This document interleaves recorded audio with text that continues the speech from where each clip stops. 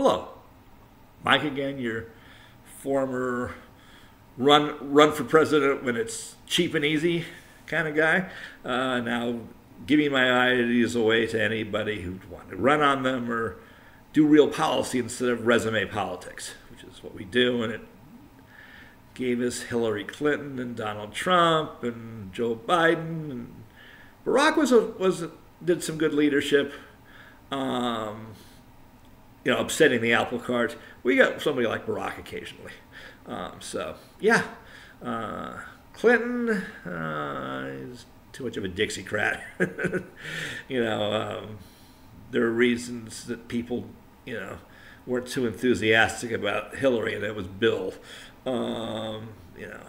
Let's end welfare as we know it. That's what we're going to talk about now, actually. So we're going to do number 2, economic policy, in my 4-part video series about issues. So what's on the table? Getting rid of the income tax for everybody but the wealthiest, and maybe even them. So you would have still a little Social Security payment, but only on employees. Anything between $20,000 and $100,000 can be taxed at 6.5%, roughly approximating the 5% of current taxes if you raise it up to 5% to accumulate money for Social Security. Since it's funded by a payroll tax in a mostly VAT system, you would not have. You would have to have a higher rate but a lower base. So because we wouldn't be collecting for income taxes, people would instead pay the second portion, which is a goods and services tax, also known as a value tax, or an invoice, a credit invoice tax. So that's point number 2. But point number 1 is Social Security, and then the employer contribution would go away, because and then the credit for what was the employer contribution would be equally distributed. So if you worked, then you would get credits, and those credits would give you an amount based on the average wage. The entire average wage, not just the capped one. So there'd be a number, and everybody would get that number to figure out what their benefits are. There's the part that you make that gives you variation, and then there's the basic one, which is funded by a VAT. So you don't have to worry about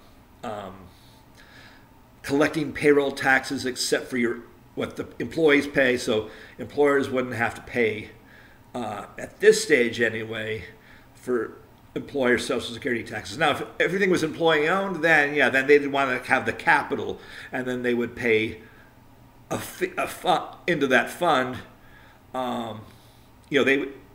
Employers would pay rather than having the economy pay through a VAT, so that employee-owned companies would then fund their contribution, the employer contribution, equally distributed, rather than having it funded by the state at large. But for now, it should be the government at large, and not foreign purchasers paying for it, but just American domestic purchasers through a VAT. So, and the VAT would cover, some of it would go to national operations, some of it would go to regions. I talk about regional government, and regional government should be funded by a value-added tax, and just distributed to various regions. You could even have, if you change the Constitution, you could have a value-added tax with different rates depending upon what they're funding and how much government they want to buy. So if a region wanted to have less government, it would fund less government, close offices in their region. They want to cut their own spending, and lower their taxes. That should be fine. They want to up their spending and raise their VAT rate, that should be fine too. So that's credit invoice value-added taxing. Then there's a subtraction VAT, same base, but subtraction VATs, value-added taxes show up on receipts. Subtraction value-added taxes don't. That's what they do in Japan, and that's why they have a very good social service system. Even though they don't have it, they don't use it they don't deploy it to make sure people have kids. A subtraction VAT should only fund healthcare, and locally it should fund. The state level one should fund education, but nationally it should fund healthcare and a substantial child tax credit. I like what Joe's doing with it, and I like the Republicans joining with Joe to do a refundable child tax credit, but it should be higher. It should be at least $500 a month per child.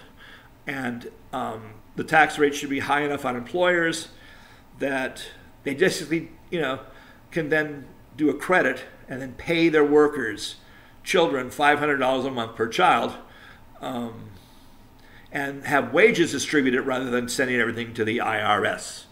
People support the fair tax, support a prebate, which is not enough money to do income redistribution, and they don't say they want to stop doing that, but that's what they want to do. They don't like child tax credits, but poofle on them. The rest of us do, especially those of us who've had children or have children. But it should be an adequate payment.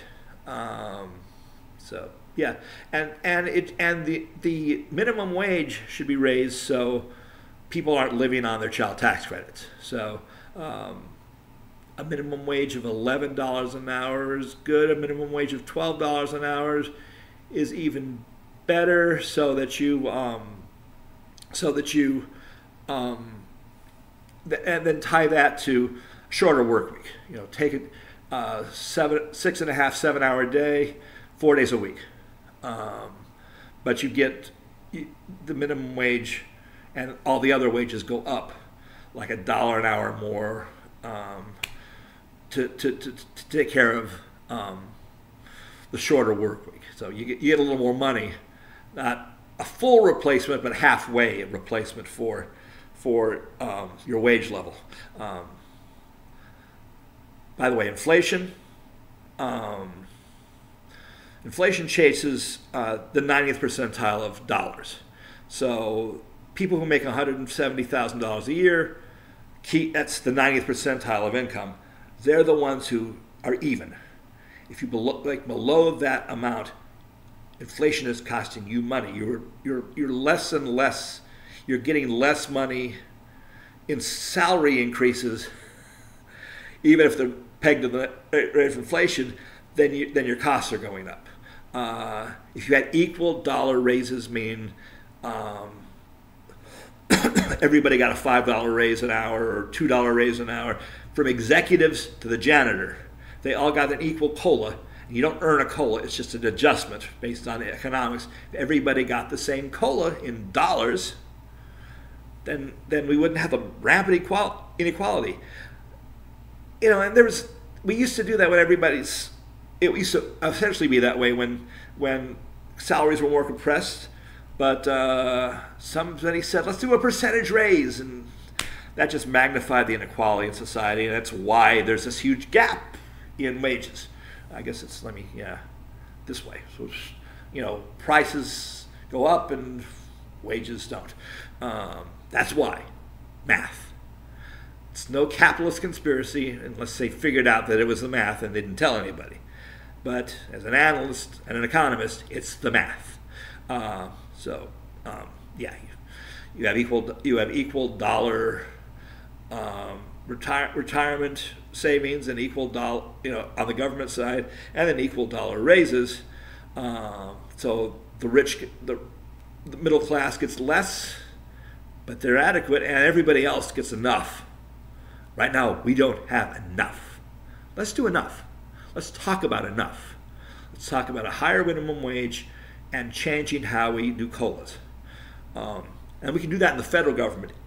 We can't impose that on the civil government, but we can do that in the federal government and restrict COLAs to the GS11 COLA level. That should be the dollar amount that everybody gets, whether you're a senior executive service or a GS1 or a contractor. Contractors should have rights to decent wages too. So I've been a contractor in a lot of my career, and we really get screwed. Get screwed. So that should be taken care of, and they need a union too, by the way. But that's something the AFL-CIO should do, is organize government contractors into, and not for pay as much as for rights to judicial review of or disciplinary review should be not just matter of right. There should be some due process where the union can help government contractors who are fired for no reason, because that happens. In fact, the reason we have so many contractors is because of that. So because they can be fired easily. So they should be getting the same dollar amount of increase. So that's mostly the economy right there. And the private sector will follow suit, and that's inflation gone, literally gone. So if you quit overpaying the top, pay the bottom what you pay the top per dollar, the people at the top will say, I need an adequate amount, and you give it to everybody. So and then everybody would be fine on the inflation side. So that's subtraction value-added taxes and credit invoice taxes and Social Security, asset value-added taxes. That's a replacement for and by the way, subtraction value-added taxes eliminates the need to do corporate income taxes internationally. We've aligned all the rates and all that. Just abolish the tax. Just abolish it. And instead do a subtraction value-added tax to fund families and healthcare. And again, if the employer funds people and the healthcare, they can get a credit. And the government doesn't get the money, the families get the money and the benefits. So this is not a big government tax. It's a no government tax. The people who are for the fair tax would still have the government giving the money out. The current proposal for subtraction child tax credit still has the IRS giving the money out. Employers should give the money out. Or if you're in a training program, they should give the money out. Or if you're on unemployment, then if you're in a federal program, then that should give the money out. Also, there should be we should have a long-term unemployment compensation. It should be fault-free, meaning you can quit. If you're terminated or fired, you still get it. They do an ID check, you get it. $10 an hour for a 28-hour week or 26-hour week, or 28-hour week. So you get $280 a week, and then you get your child tax credit, so you can survive. And if you do a training program or college or a psychiatric rehabilitation program, all of that gets you an even higher rate. You get the minimum wage for doing these things because you have opportunity costs. If we want people to have a knowledge economy, we've got to pay their opportunity costs. Everybody, including ESL. Los Latinos should be paid to learn English regardless of immigration status. I know people will hate that, but it's the way the society will work without inequality. And I've got to stop this, and so there'll be two parts to the tax, part 2. See you in the next one.